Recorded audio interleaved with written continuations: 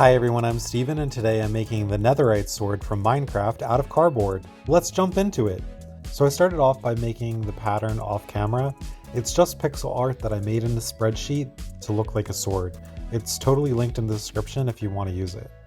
But I printed that out on regular computer paper and put it off to the side. I'll come back to it in a second. First, I need to glue together two big pieces of corrugated cardboard. I used regular white glue, smeared it around, and glued the two pieces together. Each piece is a double stacked piece of corrugated cardboard. You'll see what I mean later, but it's basically just two layers of corrugated cardboard in each sheet. Anyway, while that dried, I cut out the template. I started off with scissors but wanted to use a utility blade instead.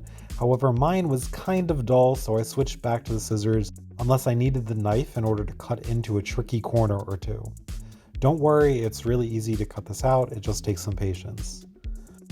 When the entire sword was cut out, I traced it onto the cardboard and used the utility knife to cut out the sword. And since my blade is kind of dull for some reason, I had to cut away all the excess in two passes. See? All cut out. And this is what I mean by it being multiple layers. Basically, it's technically 4 layers of corrugated cardboard, but since my sheets were double stacked already, I just had to do 2 layers. However, make your sword as thick as you want. For me, it was the 2 layers of this really thick corrugated cardboard. To cover up all these rough edges and to hide the corrugation holes, I used strips of masking tape and trimmed it with scissors to make sure I could fold down each of the corners nice and neatly.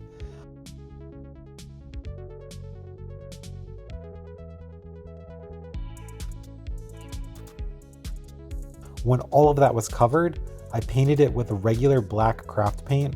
The entire taped portion was painted, including the tape that goes up onto the main body of the sword. The goal is to cover all of the tape with paint. I let that dry, and once it was dry, I used white glue to glue down the cutout pattern. I kept the glue in a very thin layer. The thinner the better, because the thicker it is, it'll make the ink on your paper bleed. So you want it really, really thin. I let it dry completely, and then I flipped it over to do the back side, which you'll see in a couple seconds.